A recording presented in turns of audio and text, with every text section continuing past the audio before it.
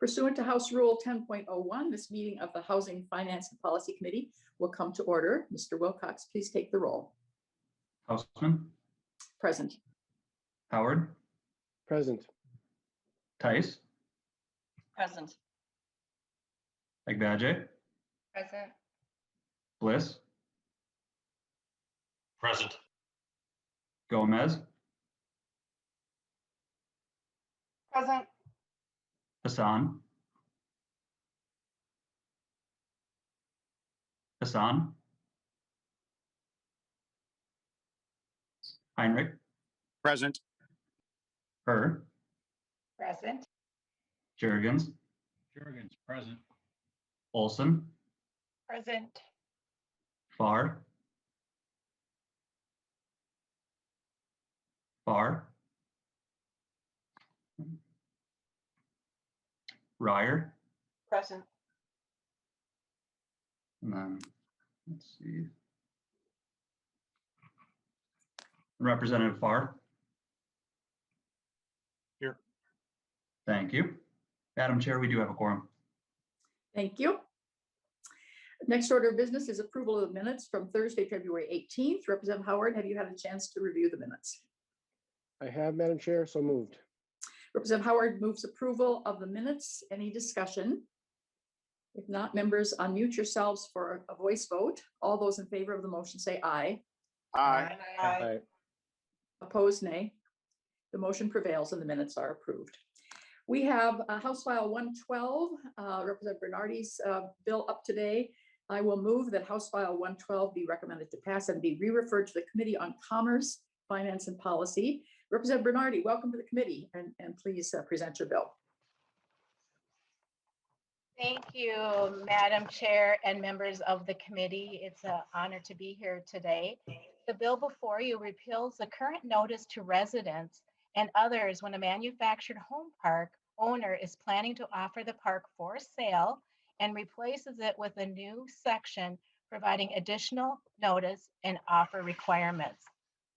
It accomplishes two goals. First, it requires people who own manufactured home parks to tell the park's resident homeowners if they're planning to sell. Second, it gives homeowners 60 days to put together an offer to buy the park. That is it. It doesn't require park owners to sell to the homeowners. It simply makes homeowners aware that the land their home sits on is on the market, and it provides them a short time frame for those homeowners to develop a bid for the park's owner's consideration. If park owners reject the homeowner's bid, they let the homeowners know within 5 days. If the park owners accept the homeowner's bid, the property must continue to be affordable housing for at least the next 50 years. Although manufactured home parks are affordable places to live, that affordability comes with significant risk. Park residents own their homes, but not the land under their home. The bill offers owners of these homes the opportunity to join with at least 51% of their homeowners to put an offer on the land that's for sale. There are currently 900 manufactured home parks across the state of Minnesota, and they are home to more than 180 Minnesotans. Just over 9 of those communities are owned by the residents, representing 700 home sites. Increasingly, parks are being bought out by out-of-state investor buyers. Last year alone, 862 manufactured homes sites were sold. 70% of those were sold to out-of-state buyers.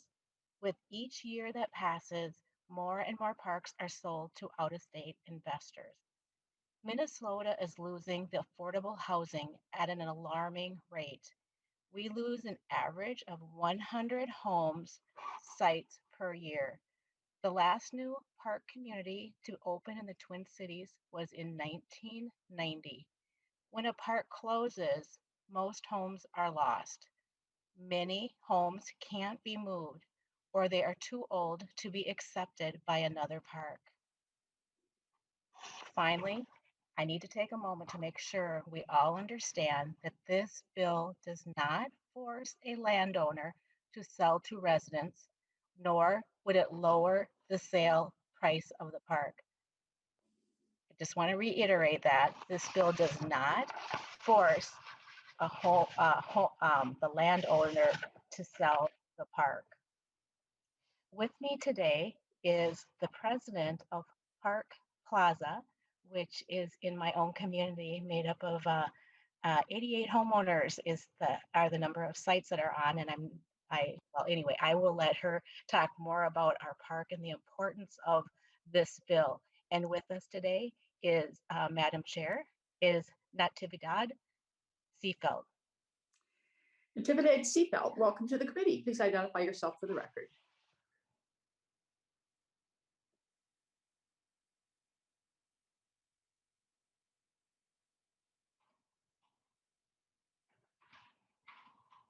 Do we have her on mute? It appears she is muted at the moment. There we go. Okay. Oh, my goodness sakes. Welcome to the committee. Please identify yourself for the record. Natividad Seafeld. Good morning, Representative Hausman and members of the Housing Finance and Policy Committee. I thank you for allowing me to speak today. My name is Natividad Seafeld. I own a home in the city of Fridley in Park Plaza Cooperative, a resident-owned manufactured home community. Our cooperative is home to 83 families, all ages and all backgrounds. I'm fortunate to live in one of Minnesota's 9 resident-owned communities. I am the current president on the board, and we have been a resident-owned community since February 15, 2011. And yes, that makes us 10 years old this month. Before 2011, I had to live with the same uncertainty that 45,000 Minnesota families face every day. Is this the day I received the notice that I have to move because the community is being closed? Is this the day my family finds out we are forced to leave our home, jobs, family, and friends? Or will it be like many other days, a day where my neighbors and I keep asking for repairs and improvements and never anything happens?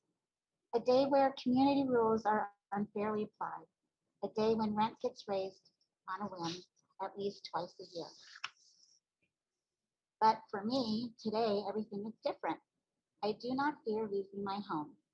My neighbors and I make improvements to our homes, knowing that it's an investment we won't lose due to decisions someone else makes for us.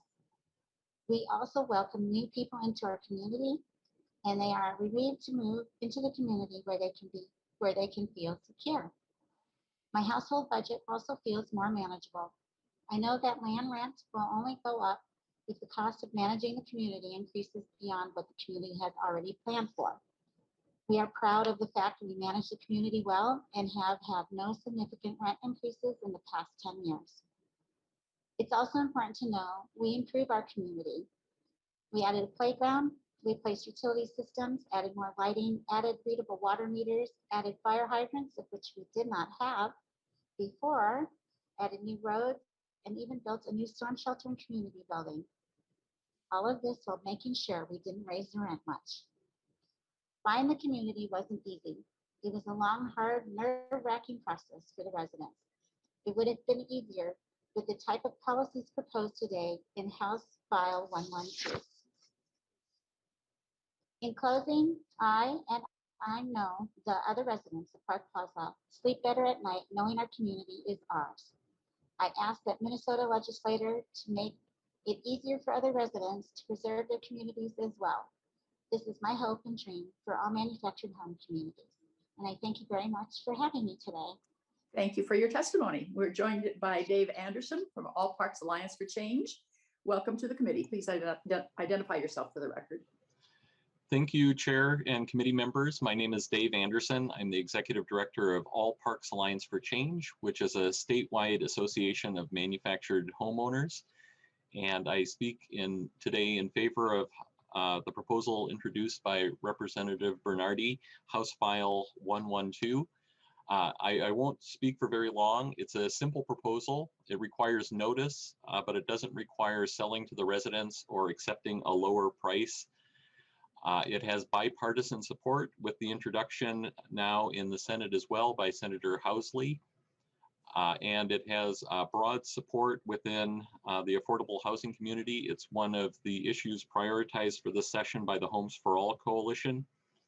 And I do want to just very quickly mention, it's a proposal that's worked very smoothly in other states, including New Hampshire, which has had a policy like this for over 30 years.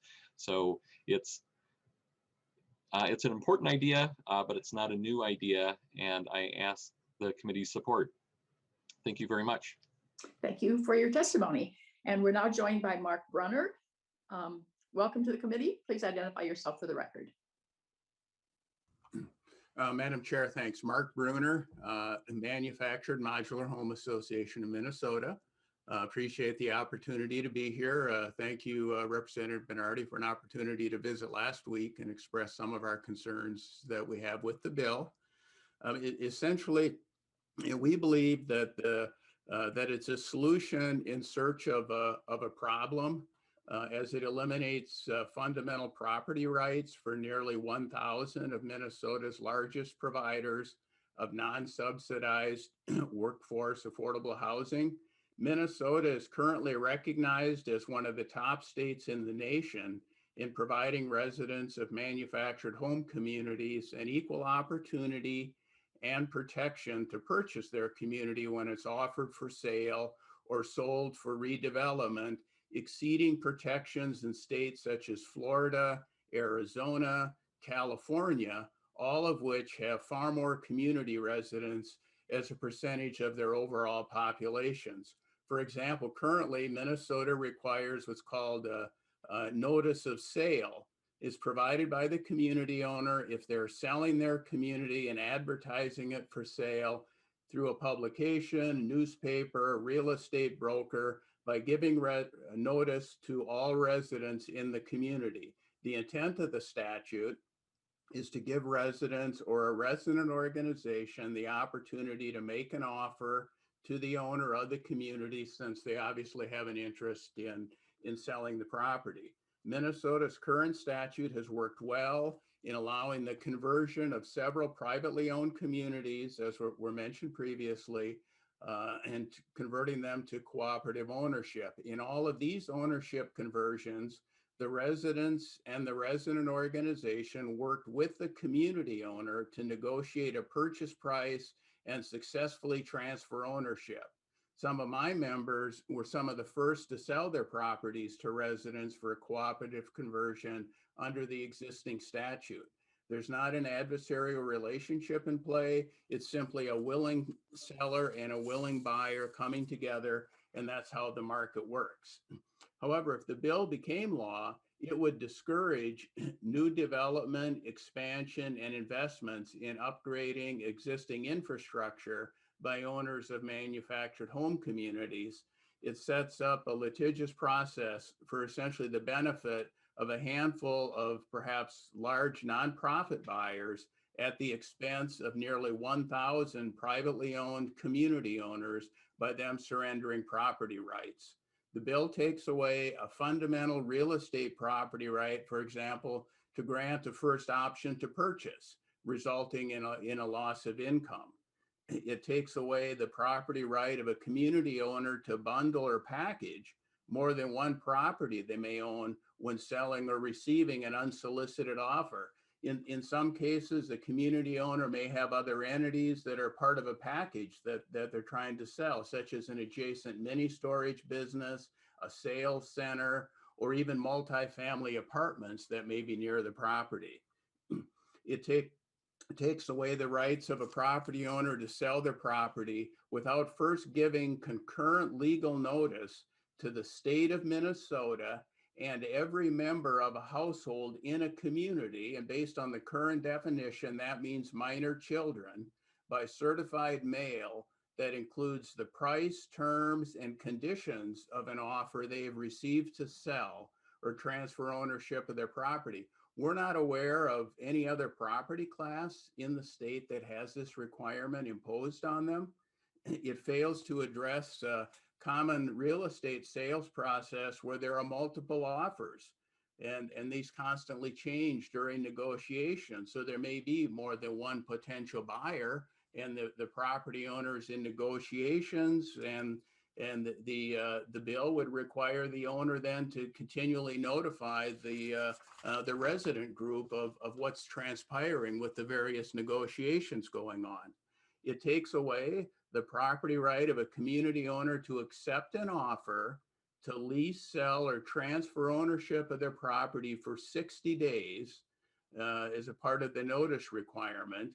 And it further requires, if a community owner rejects the offer from a representative of the organization, that yes, they must provide written notice and the reasons why they rejected the offer by certified mail within 5 days to the resident organization, and then they must wait an additional 31 days before they could execute a purchase agreement. So we've gone from an already 60-day delay to now a 91-day delay in their ability to sell their property.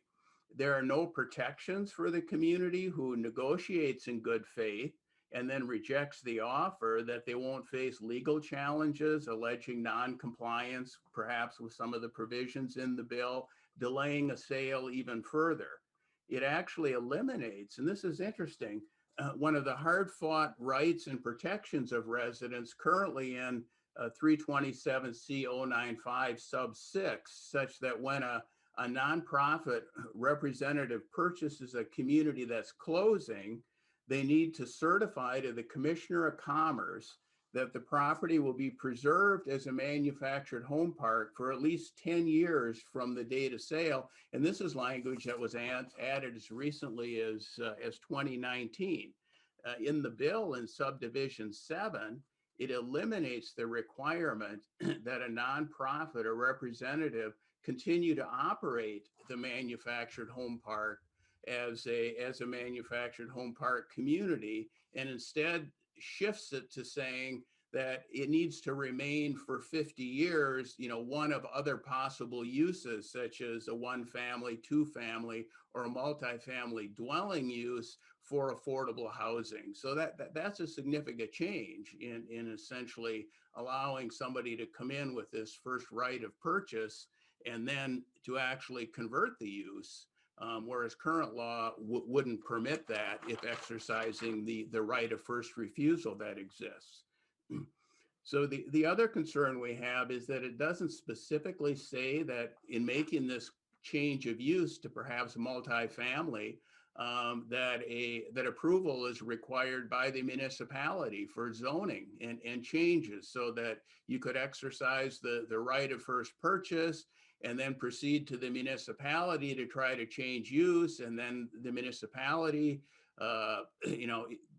could deny it, and I'm not sure where that leaves the sale or transaction then. So it's just one other hitch that's problematic. And as I mentioned previously, we're recognized in Minnesota as a national leader in allowing the conversion of privately owned properties to cooperative use. And so essentially what the bill does and concerns us most is eliminates property rights and will create uncertainty amongst owners of manufactured home communities in terms of investing and going forward in making upgrades to their community if in fact they lose their fundamental property right to sell their property. Thank you very much, Madam Chair.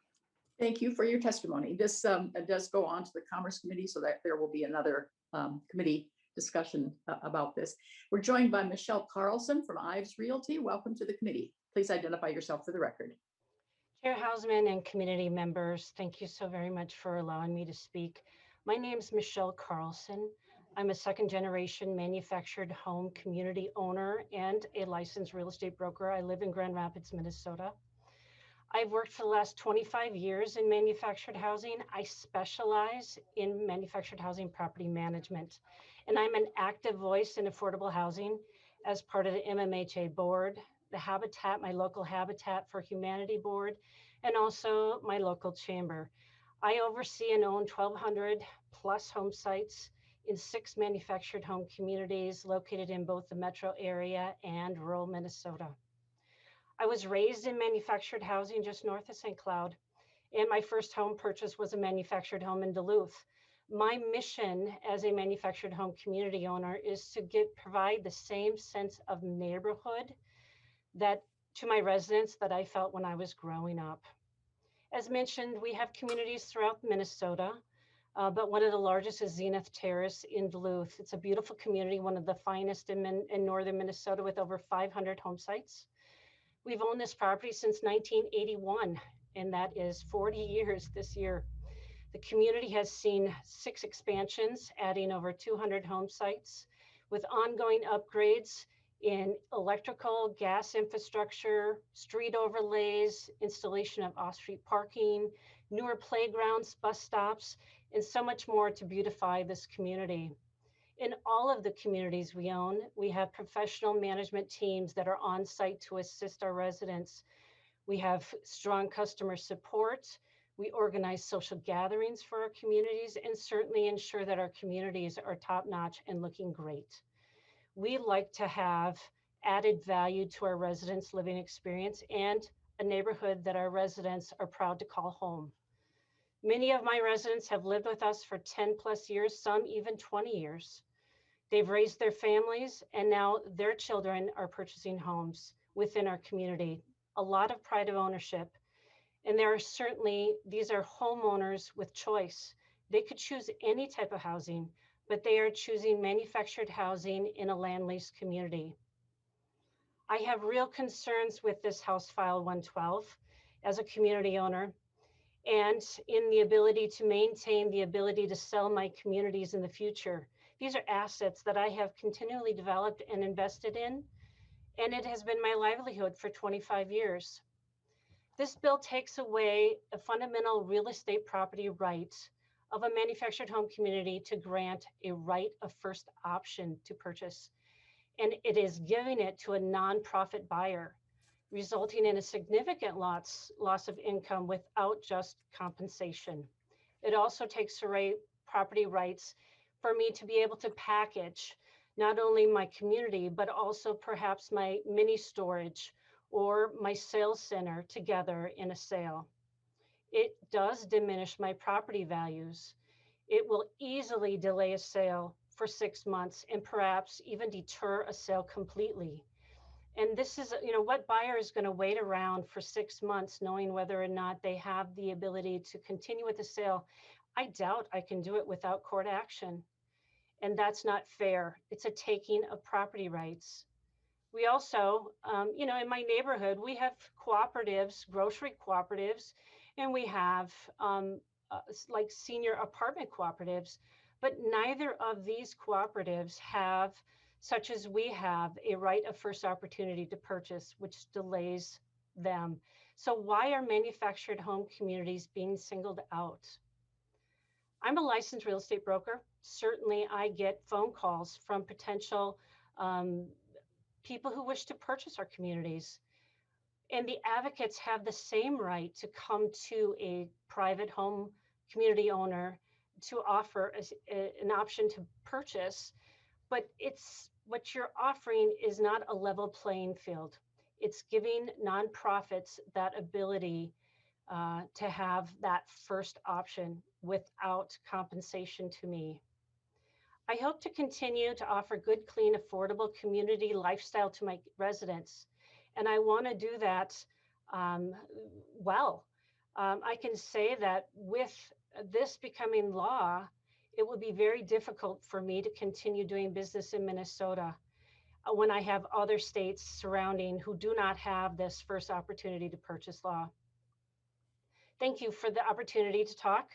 I would say I wish I could say that this bill needs a little bit of work, but honestly, it is foundationally flawed and it does take away my property rights. With over 1,000 privately owned communities in the state, we are the biggest advocates of manufactured housing and hope to continue to be. Thank you, Chair and committee members.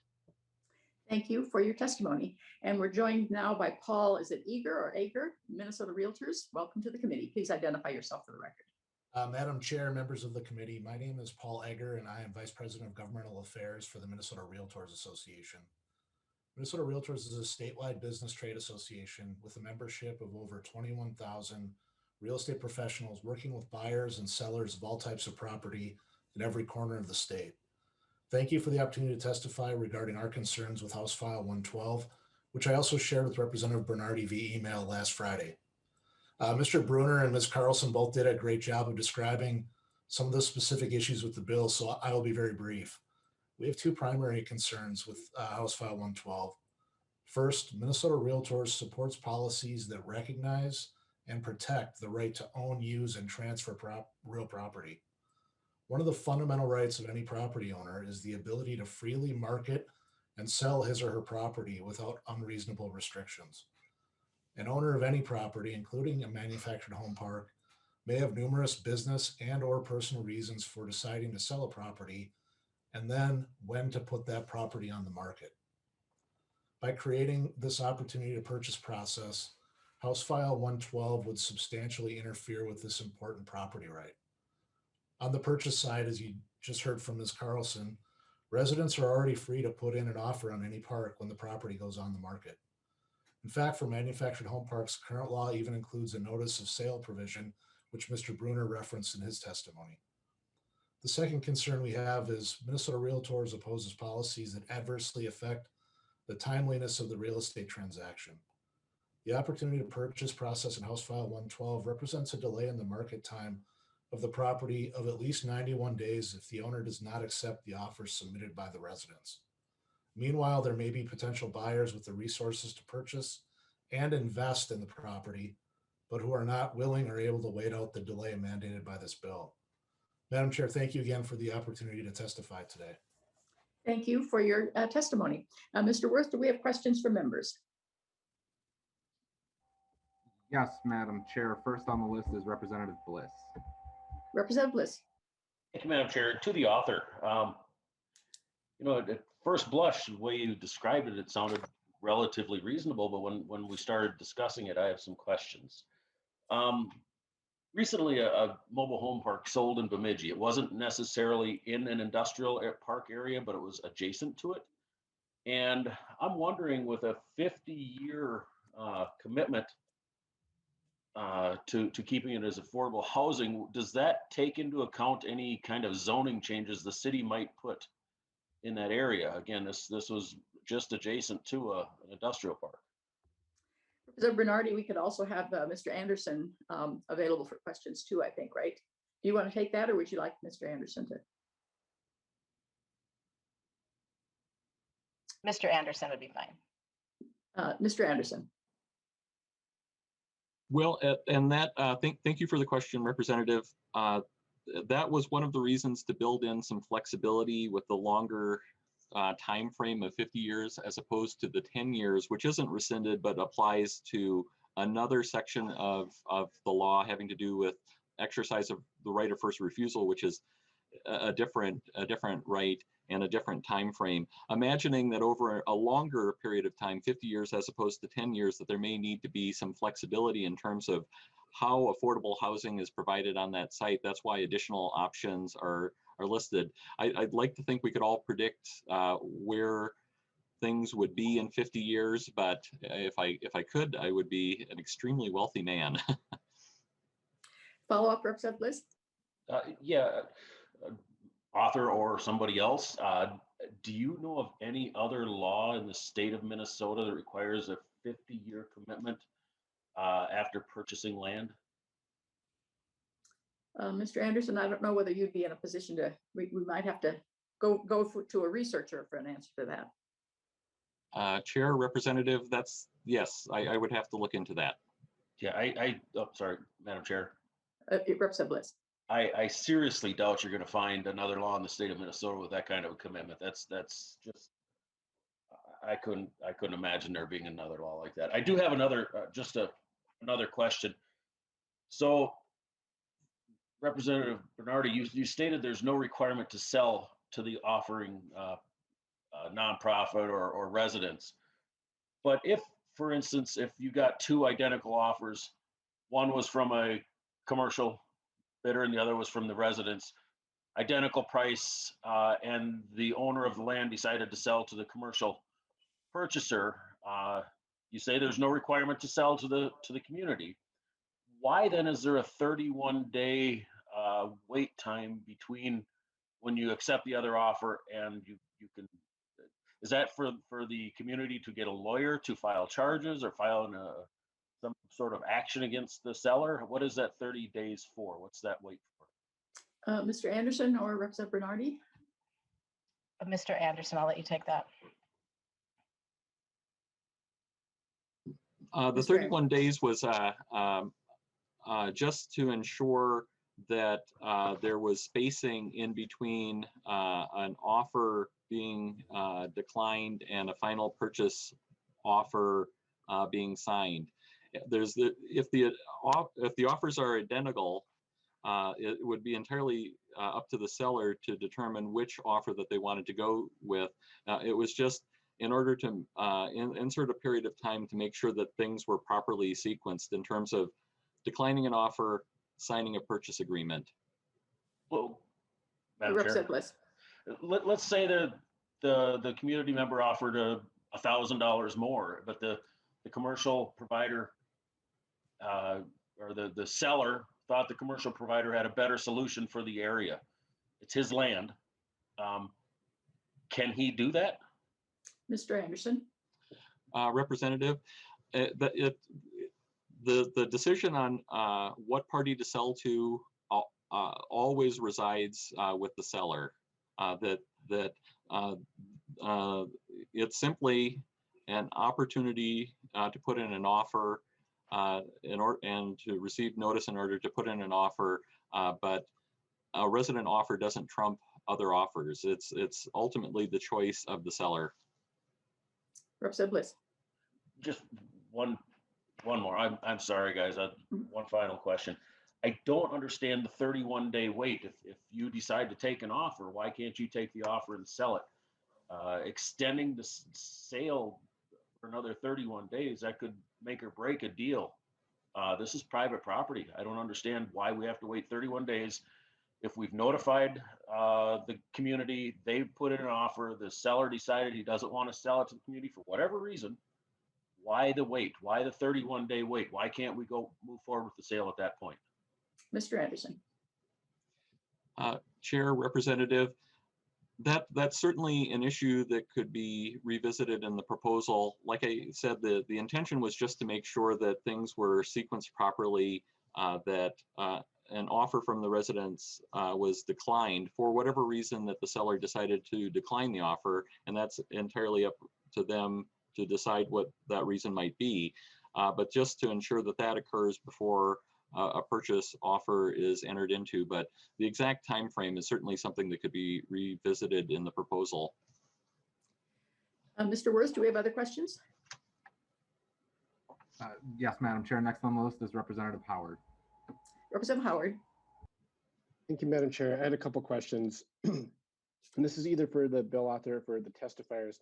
It was referenced that, I think by Mr. Bruner, that there's no other property class that is treated this way in law, but I'm curious, are there any other property classes where someone owns the structure, but not the land, in which a sale would actually displace the owner of that structure?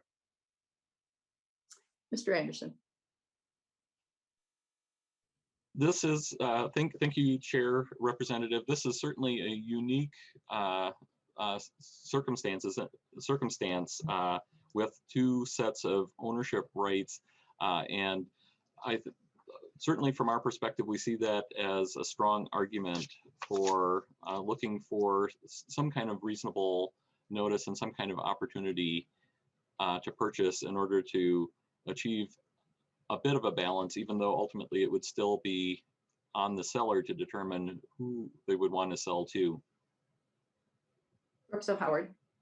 Thank you, Madam Chair. I just think that's a really important point for us to consider as we're debating this. You know, this isn't, we're not talking about somebody selling an office building. We're talking about selling homes where people live. And as the testifier mentioned, not, their decision of whether to sell or not is still going to rest with the owner. Another question, one point was brought up that this would limit the ability to sort of sell if an owner owns multiple manufactured home parks and packages them together, that would limit this. That, to me, that actually was a red flag that, boy, if a single owner owned multiple parks all over the state, in short order, they could displace a lot of people real quick. And so I'm curious, does anyone have any data about home ownership of parks, or are there single owners that own and operate a multiple array of parks all over the state, or is it often that one owner owns one park? Mr. Anderson. There are still what are referred to as mom and pop owners, single property ownership along the lines of what you're describing. But certainly for decades now, we've seen a process of consolidation, and as Representative Bernardy mentioned in presenting the proposal, we've seen an increase in consolidation of ownership, including among national companies and national chains. That I believe the figure was that 70% of the home sites that sold last year sold to national consolidators. So there is still mom and pop ownership, but it's a decreasing segment of the ownership. Representative Howard.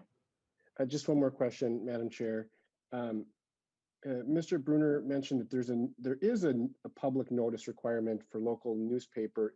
I'm just curious, is that the extent of it, that there's a notification that has to be made in the local newspaper? And I'm curious what the timing elements are of that public notice in terms of when that is, notice is required before a sale.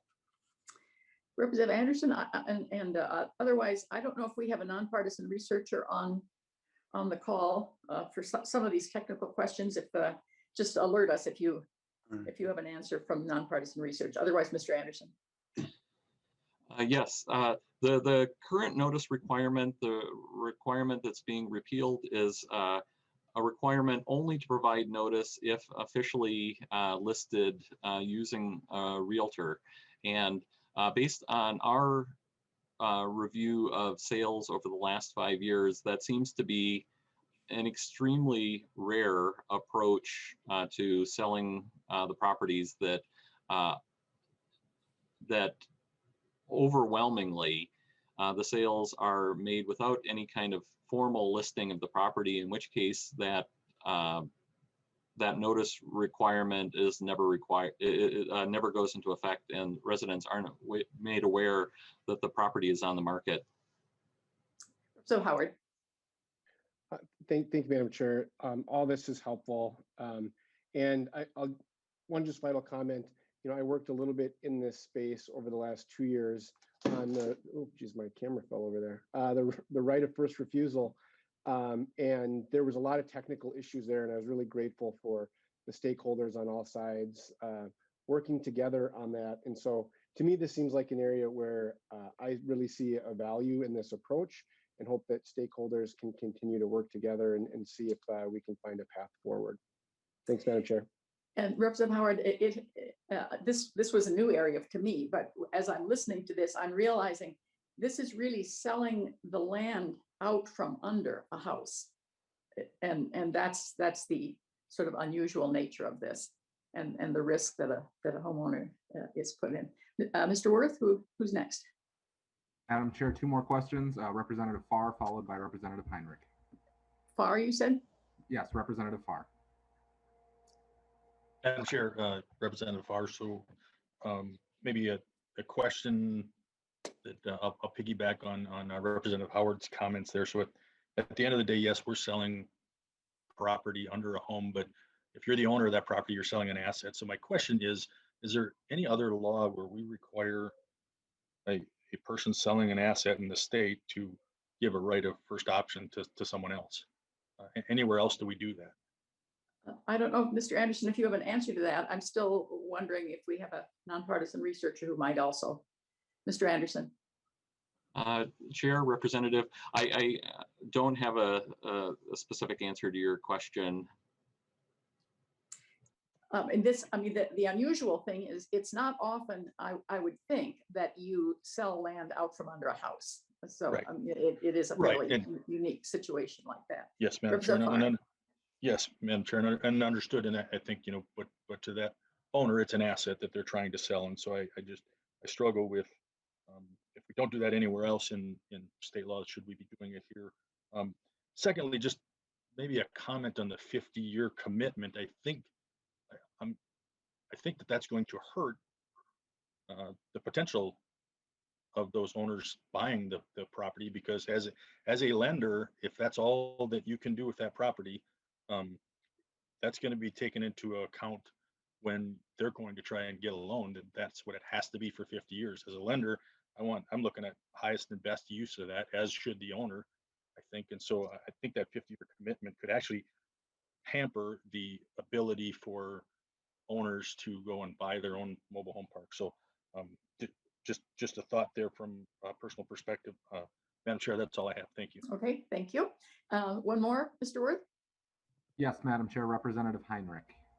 Representative Heinrich. Thank you, Madam Chair. I do have a question for either Mr. Anderson or Representative Bernardy. I'm not sure who best to answer it.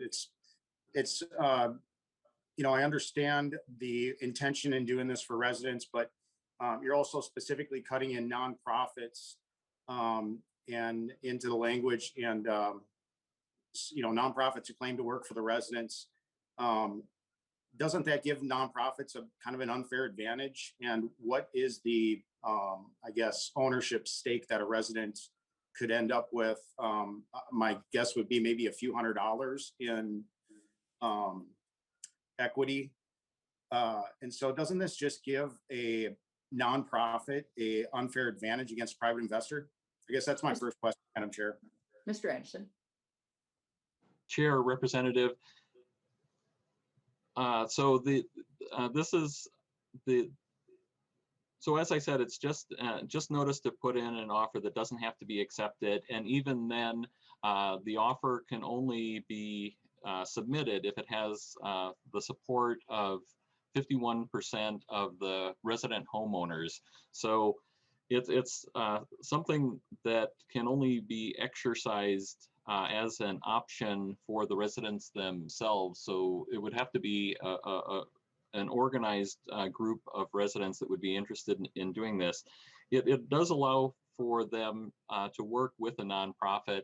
I can say that in terms of the 9 communities that have become resident-owned park cooperatives in the state, all of those have resulted in communities directly owned by the residents through a cooperative model. So I would certainly imagine that residents exercising that level of support for submitting an offer would be interested in retaining ownership of the community. Representative Heinrich. Thank you, Madam Chair, and thank you for that, Mr. Anderson. It certainly does concern me, though, that this bill would take away valuable property rights from owners. Fortunately, I'm certain this bill has no chance of moving in the Senate. I'm happy for that. I think a group of residents or a resident already has the ability to buy a park on the open market. I am also concerned over the 60 to 90-day waiting period. A lot of people have mentioned the 50-year mandate, but the 60 to 90-day waiting period concerns me when you talk about an investor. That investment capital could go somewhere else in that time period, jeopardizing the whole process if the group of people, the people that are living at the park can't get their act together and get an offer in on time. So this bill has a bunch of issues. For me, I'm going to be a no today. And like I said, I'm thankful that I don't think it has any chance of passing the Senate. Thank you, Madam Chair. Thank you. Mr. Worth, any other questions? Yes, Madam Chair, Representative Howard has his hand up. Representative, I'm sorry, I didn't hear. Representative Howard. Representative Howard. Sorry, Madam Chair, I just had one clarifying question related to the Senate. Could Representative Bernardy share, is this bill authored? What's the authorship look like in the Senate on this bill? I understood that there was some bipartisan support for this, and so just wanted to get that on the record. Representative Bernardy. Representative Housley is the chief author in the Senate, and Senator Housley and Senator Matthews has also signed on, and they both represent the Republican Party. So Senator Housley is the Senate chief author. Representative Howard. Thank you, Madam Chair. So I guess I'm a little more optimistic about our path to getting this accomplished. So Thank you. thanks, Madam Chair. Okay, no further questions. Representative Bernardy, do you have any final comments? Well, thank you, Madam Chair. I saw that there was some little bit confusion with the right of first refusal bill, and that law says that when a park is being sold for redevelopment, residents may match the developer's offer for the land in order to keep their community open. This bill does not force a landowner to sell to the residents. And I just want to say House File 112 gives homeowners the opportunity to put in an offer to buy the land in which they live. It's an opportunity for these families and individuals to remain connected to their schools, jobs, and neighborhoods. Thank you for listening to this bill, and I appreciate your support in moving this forward. Thank you. Thank you, Representative Bernardy. I will renew my motion that House File 112 be recommended to pass and be re-referred to the Committee on Commerce, Finance, and Policy. Mr. Wilcox, please take the roll. Hausman, Aye. Howard, Aye. Tice, No. Agbaje, Aye. Bliss, No. Gomez, Aye. Hassan, Aye. Heinrich, No.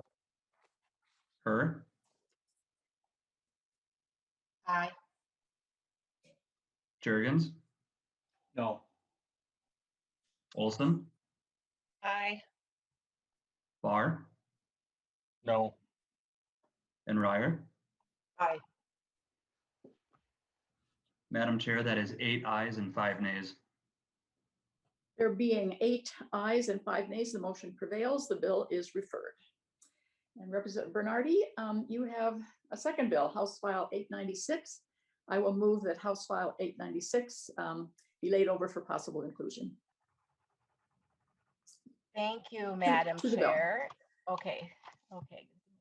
Thank you, Madam Chair and members of the committee. Thank you again for this opportunity to present this bill. This bill provides a process to affix a manufactured home to real property when the park that home is located is owned by a nonprofit cooperative. This process allows the manufacturer home to be considered an improvement to real property and is no longer personal property. In Minnesota, manufactured homes are sited on rented land. In a manufactured mobile home park are titled as chattel or personal property. The personal property designation of a manufactured home on rented land makes them ineligible for traditional mortgage financing. This bill allows homeowners who are members of a cooperative-owned manufacturing home park to title their homes as real property and gain access to more competitive home financing options. The bill has been developed in conjunction with the State Bar Association and titling industry, and has had a lot of people contribute and reviewed into this. Not that they've actually signed off of it, but there's been a lot of conversation with including credit unions, community bankers, Minnesota Housing Finance Agency. The legislation has also been reviewed by the Manufacturer Model Home Association. And I am not saying that there is 100% consensus, but I want to let you know that there is a dialogue and working towards having this bill supported by all these organizations. New manufactured homes are built to similar standards as stick-built homes. There are 4 manufactured home builders in Minnesota. Individuals who own a manufactured home and own the land under the home can obtain mortgage financing. Minnesota Housing provides mortgages to manufactured home buyers where the home is sited on owned land. There are 9 resident-owned cooperative communities in Minnesota with over 700 homes and 100 vacant lots. This legislation is designed specifically to assist those homeowners across the mortgage market by allowing homeowners in co-ops to title their homes as real property. This legislation does not require any financial institution, including Minnesota Housing, to provide a mortgage, but eliminates a major obstacle to financing by allowing the home to be titled as real property. The handout that someone has sent out today in the packet indicates that saving homeowners could realize if able to purchase a home with traditional mortgage rather than personal property loan.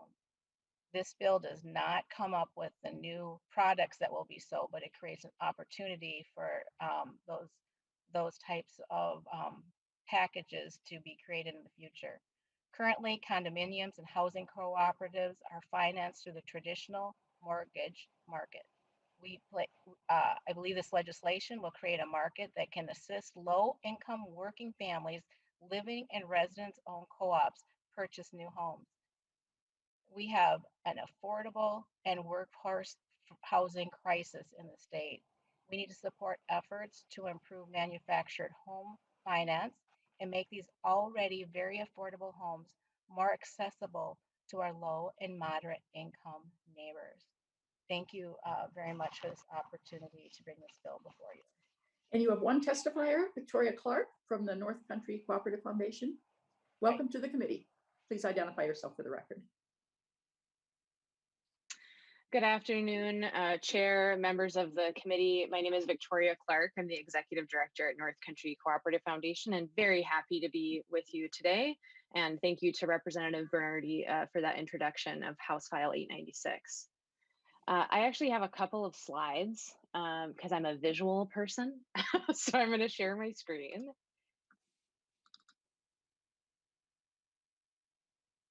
And I think, can someone give me a thumbs up if they can see my slide here? We can see it. Okay, excellent. All right. So NCF has been active, NCF being North Country Cooperative Foundation, has been active in the manufactured housing sector since 2004. We work with the homeowners of manufactured home communities to convert their communities to cooperative ownership. And we also provide the ongoing post-purchase support to all of the co-ops that we help create so that they can be successful in the long term. To date, we've worked with 9 Minnesota manufactured home communities to convert to cooperative ownership. So over this long track record of working in this sector and working with owners of manufactured home communities, we've learned a lot about the unique challenges that face owners of manufactured home parks. And chief among these concerns and challenges is increasing physical vacancy. And this is a concern not only for our resident-owned communities, our co-ops that we work with, but for all park owners across the state. Across the 9 co-ops that we support through our that are considered our client co-ops, is how we refer to them. There's a little over 700 home sites, and of those 700 home sites, 100 are currently vacant, meaning that there's a licensed lot, there's a licensed site for a home to be placed, but there's no home on that site. And physical vacancy, as you can imagine, in these communities presents a major financial threat to the cooperative, who relies on the income that they generate from the monthly site rent fees that they charge to their members to cover the operating costs of the property. Every year, the 100 home sites, just to give you a sense of the dollars lost with these home sites that remain vacant across these 100 home sites of our 9 communities in Minnesota, that's $400,000 in lost revenue across the co-ops that we support. And I'm looking at Natividad to nod as I say some of these things, because I know I've worked with Natividad over the years with Park Plaza as they struggle to fill their vacant lots. She knows this challenge very well. So increasing home vacancy in a community is largely due to the loss of older homes that, due to age and condition, have to be demolished. And when I say older home, I'm referring to those homes that predate the institution of the HUD code, or the 1976 National Manufactured Home Building Code. These homes are often referred to as pre-HUD homes. These homes tend to be at a greater risk for loss due to inadequate design, and often aren't good candidates for rehabilitation. And we actually recently surveyed all of our client communities and found that about 30% of all the homes in our client co-ops were built prior to 1976. So what we're looking at and forecasting is that we're going to see more and more homes that have to be demolished and removed from our client co-ops, and that poses an increasing financial threat. And also, on the flip side, an opportunity to fill those vacant lots with new energy efficient homes. So once a home site goes vacant, it's pretty difficult to get it filled, and not for the reasons that you might think. In fact, sourcing high quality new manufactured homes is relatively easy, and new homes are available at a fraction of the cost of new stick built homes in Minnesota. We have 4 excellent manufactured home builders in our state, and you can purchase a new energy efficient 3-bed, 2-bath home from any one of these reputable builders for around $80,000. That's a rough, kind of an approximate figure. I'm not citing an actual figure for one of these homes. No, in fact, the primary barrier to filling vacant lots in a manufactured home community has nothing to do with physically buying a home and affixing it to the land, and everything to do with how the home is able to be financed once it's in place. As Representative Bernardy mentioned, manufactured homes on rented land are titled as chattel property, also known as personal property. And this personal property designation bars homeowners from utilizing mortgage financing for their homes, and leaves them to navigate what is increasingly few loan options, few loan products in the chattel lending world, as we call it, that are offered. So increasingly few products available for folks to finance new manufactured homes. In addition to increasingly few loan products that home buyers can access, the terms of these chattel loan products, these personal loan products, are comparatively, they pale in comparison to what you can get on the mortgage market. So we're talking loan terms of 5 to 15 years. I've seen them occasionally go up to 20 if you've got a really good credit score, and interest rates that are 3 to 5% higher than the going mortgage rate. And if your credit history has a little bit of fuzz on it, which many of the folks that are applying to finance homes and purchase homes in our client cooperatives, some of them have some fuzz on their credit ratings. These rates and terms, they get even less competitive. It gets harder and harder and less affordable the more challenging your own credit profile is. Every single co-op that we work with cites home financing as the primary barrier to filling vacant lots. And many of our co-ops, despite these challenges, they've undertaken home infill projects. They're constantly hustling to bring in new homes, find new buyers. So it's not for lack of trying, but it is a major hurdle. And what I hear folks in our co-ops refer to this when they're bringing in a new home and they're trying to find qualified buyers is that it's a bit like finding a needle in a haystack. And for our communities that are in rural communities where the median home value of a stick-built home is comparatively lower than what the going median home value is statewide, it makes it even more challenging. So our rural co-ops are even at an even greater disadvantage because of this chattel financing market than our co-ops in the metro. And I just to give you a little case study, again, I'm a visual learner. I wanted to give you a case study of our co-op that we support called 5 Lakes Cooperative in Fairmont, Minnesota. 5 Lakes has 39 vacant lots in their co-op, which equates to about $100,000 in lost revenue annually. And also an opportunity to fill 39 vacant lots with new high quality homes and put 39 families in home ownership opportunity. So this chart kind of gives you an idea of, a stick built median home value in Fairmont, Minnesota, there in Martin County is a little over $100,000 a year. So you're looking at a total monthly, if we make some assumptions, some general assumptions about what the mortgage, what type of mortgage financing you can get on that home, you're looking at all-in housing costs of $635. In that middle column, you see with a typical chattel financing, chattel product, you're looking at $200 more a month in housing costs. Not very competitive to purchase a new manufactured home in Five Lakes Cooperative with those types of lending options available to you. And then you see in the far right column, if we can leverage some better, more competitive rates and terms, we make that home infinitely more affordable and accessible to folks with low and extremely low incomes. In fact, in a county like Martin County, where the 30% of area median income is $26,000 a year, you can make that home affordable to that buyer. So just to reiterate, House File 896 simply allows homeowners to title their home as real property if the homeowner can also demonstrate that they have security of land tenure by virtue of being a member of a nonprofit or co-op that owns the land on which the home is sited. The intent of this legislation, again, is to improve the home loan products that are available to manufactured homeowners, making an already affordable home option more accessible to lower income purchasers. And the intent of the legislation is to increase home production in the state as well. Again, if we can get some better financing options, we've got 100 sites that are just ready to have new homes placed. And so it's good for our builders, our 4 builders in the state. And the triple win, the icing on the cake is that this type of this bill and the loan products that we can leverage as a result of it will increase the earned income for the co-ops that we support, and allow them to keep their rents low, and by generating additional revenue can continue to channel that earned income back into the properties that they are so proud to call home and proud to be owners of.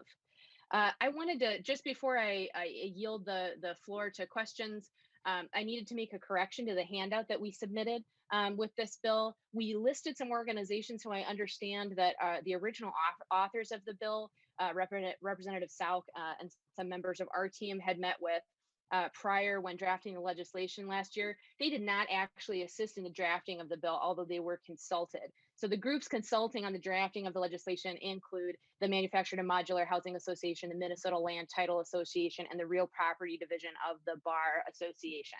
Want to make that important clarification. We did send a corrected handout to the committee administrator.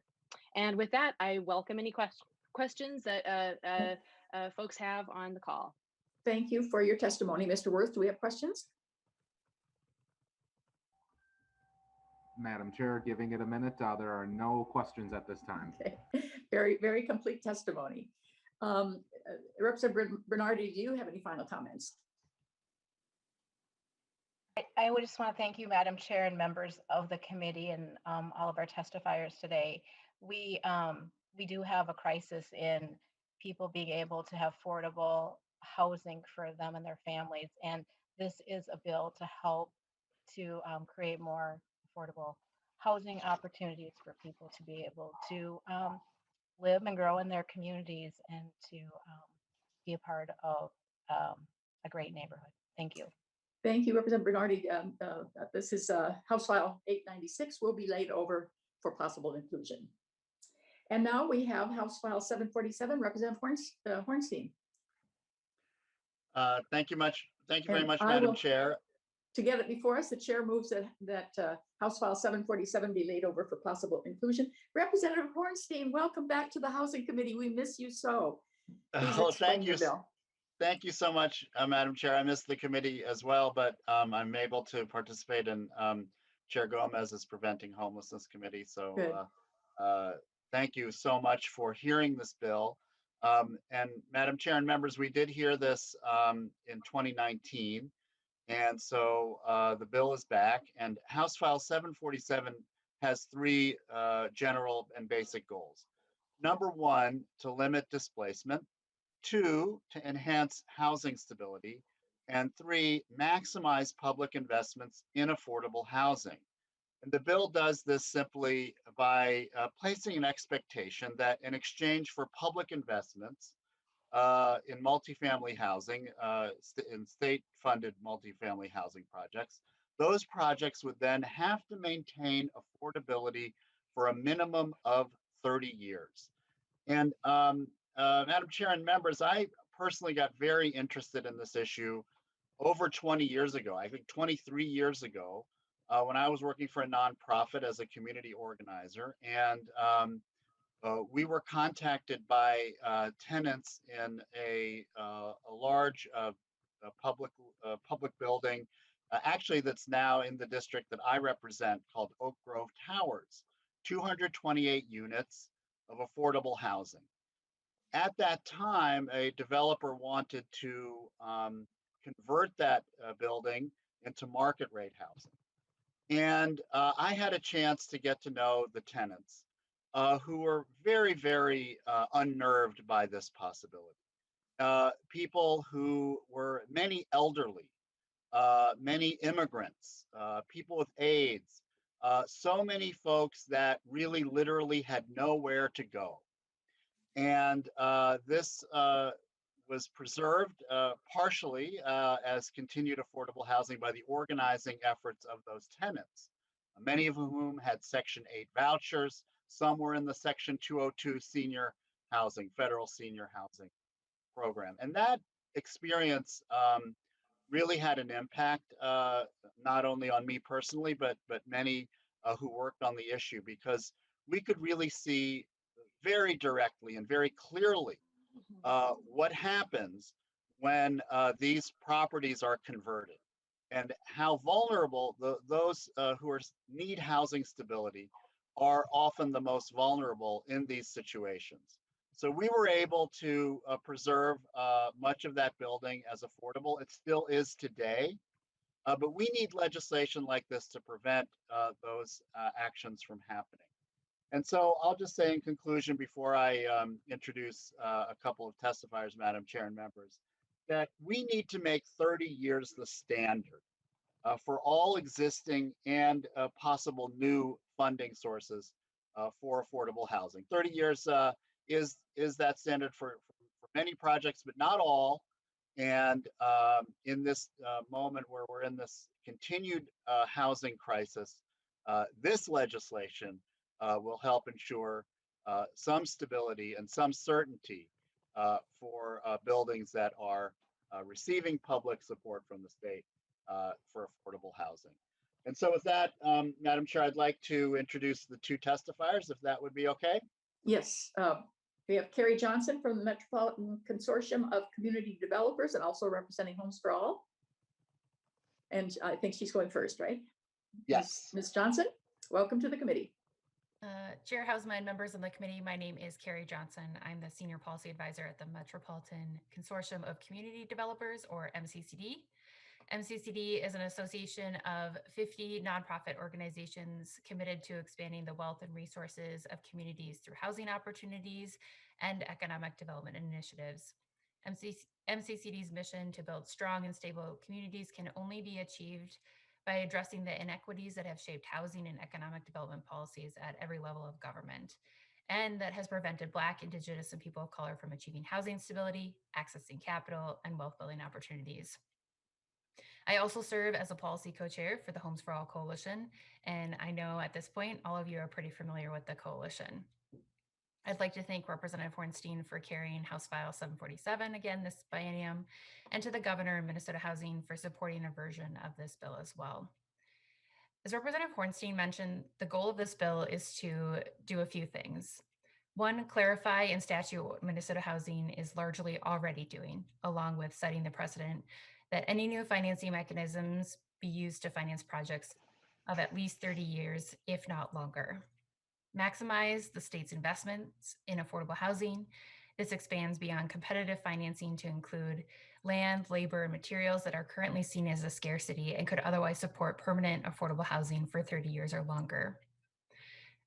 Prevent displacement. As we've heard from personal testimony earlier this session from Linda Soderstrom, displacement has far-reaching consequences that can last years and impact entire communities. And lastly, support permanent affordability. According to Minnesota Housing, new developments, affordable or market rate, will not become naturally occurring affordable housing until 40 years after they are developed. Affordable housing properties that are only affordable for 15 years are less likely to be able to keep serving lower income households without longer terms of financing or covenants. I acknowledge that enacting this policy change will mean that some companies in the affordable housing business will have to adjust their models. But ultimately, supporters see this policy change as necessary to make progress in combating our state's affordable housing crisis. I absolutely welcome conversations on the issue, so please feel free to reach out to me. My information is pretty easily found online. We are joined today by Barb Janetta with Alliance Housing. Like other MCCD nonprofit housing providers, Alliance Housing is committed to permanent affordable housing. They are a fixture in the communities in which they operate. Have worked for years to combat NIMBYism by getting to know their neighbors. They advocate for funding increases and policy changes with limited staff capacity. And last summer, Alliance Housing held an impromptu food and supply drive after the civil unrest at their permanently affordable East Lake Street property. Thank you, Barb, for all that you do. Thank you for the committee. Ms. Janetta, welcome to the committee. Please identify yourself for the record.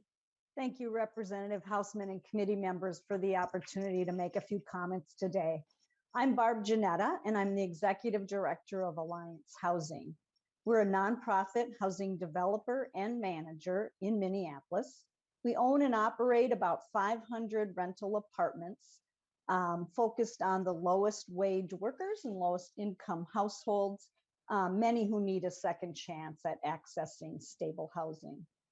So far this session, you've heard a lot about Minnesota's affordable housing crisis. While increased funding to help meet the housing needs of our communities is crucial to combat the crisis, implementing House File 747 would help maximize current and future housing investments. This bill would require a minimum of 30 years of affordability in exchange for state investments in multifamily housing projects. The goal is to help combat and prevent displacement, stabilize our state's affordable housing market, and maximize the state's financial resources. The policy issue has been talked about for a number of years by nonprofit affordable housing developers as resources continue to be limited and our affordable housing crisis grows. Many nonprofit developers like Alliance already keep affordable housing units permanently affordable for the life of the property. Many times this is much longer than 30 years. This bill, in tandem with sustainable funding, will help support the affordable housing in communities across the state for the long term. Currently, most of the funding sources administered through Minnesota Housing already require 30 years of affordability, and preference is given to projects with even longer affordability terms. However, many, if not all, of the state's financial tools to produce and preserve affordable housing are heavily oversubscribed and very competitive. The process for acquiring governmental capital is competitive, and there are many of us who are committed to long-term affordability, 30 to 40 and plus years. This resource is just too scarce to let for-profit developers turn government capital into profit exchange for only 15 years of affordability. If funding mechanisms can't be adjusted to accommodate 30 years, there should be covenants on the land at least for 30 years. Given the fact that government capital is constrained and insufficient to meet demand, it's imperative that funding awarded of any kind guarantee affordability as long as possible. The state shouldn't be in the business of funding assets for private owners who have no mission of owning and managing affordable housing long term. I know lawmakers like to hear directly from people that have or would benefit from the investments. Even before the pandemic, it was difficult for our tenants to miss work to testify. But I have a short story, and then I'll conclude about one of our tenants who lived at Hiawatha Commons for 9 years.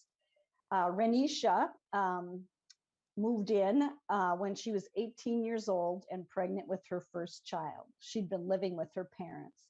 Since this was her first move, she really had no rental history, no record of responsibility. But despite her lack of history, we gave her a second chance. She moved into a studio apartment, but continued to expand her living space as her family grew. She shared a 2-bedroom with her husband and 3 children. before she moved out into a market rate apartment. She credits the property manager, the site manager at the property, with helping her through lots of her life transitions. She said, "Erica's the best. I can talk with her about anything. Her door is always open. Her Alliance living experience has shaped and molded me, and I've grown in the areas of responsibility, finance, and money management." So oftentimes, affordability for the long term and giving someone a second chance to access that affordability really helps them get set up for the future and not being dependent on affordable units. So thank you, and I'm happy to answer any questions that you have. Thank you to the two testifiers. Mr. Worth, do we have questions from members? Madam Chair, there are no questions at this time. There are no questions. Representative Hornstein, do you have some closing comments? Madam Chair, Representative Jurgens just raised. Oh, Representative Jurgens. Thank you, Owen, for catching that. I was late raising my hand. I just have a clarification question for the bill author.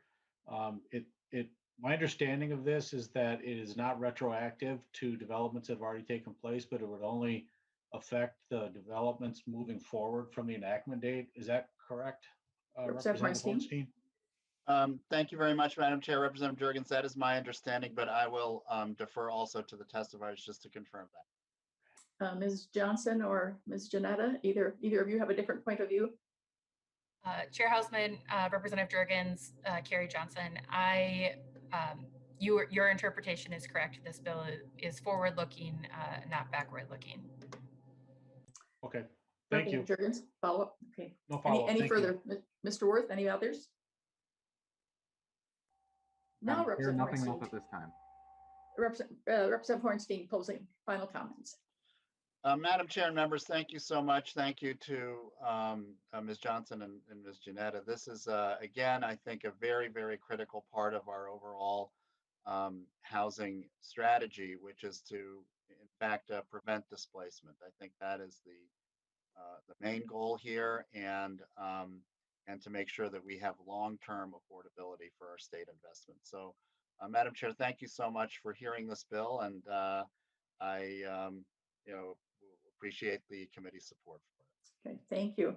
And the House File 747 will be laid over for possible inclusion. I think there is no. Yes, thank you. There being no other business before us, the next meeting of the Housing, Finance, and Policy Committee will be on Thursday, February 25 at 10:30. We are adjourned.